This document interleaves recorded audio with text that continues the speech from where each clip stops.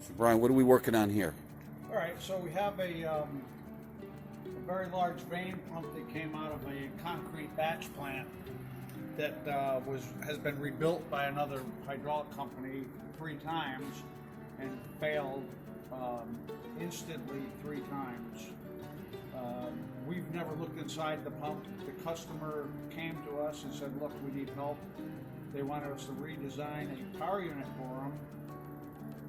Unfortunately, with proportional controls and everything, it was going to take 10 to 12 weeks, and the customer said they didn't have 10 to 12 weeks, what could we do? So I told them we could retrofit their existing power unit with a piston pump, and we've got this new piston pump all set up, ready to go, with a new bell housing, have all the fittings on it, ready to go, have everything staged here. Tomorrow we're going to go install it on the electric motor and start retrofitting the reservoir with the piping and everything that it requires to adapt this pump from where that pump used to be.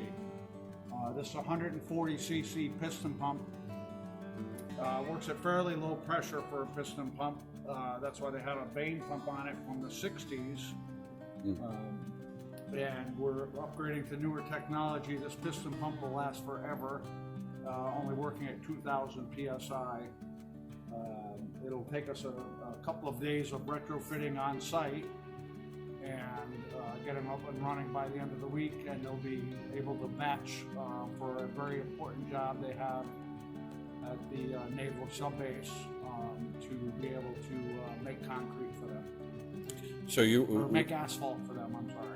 So we really kind of saved the day, because without that, the retrofitting to the existing power unit, they would have had to disappoint their customer. Correct, and it is concrete, not asphalt. You know what? That's one of the things I like about working here is we solve real day-to-day problems that make a significant difference. Hey, thanks, Brian. All right, you're welcome.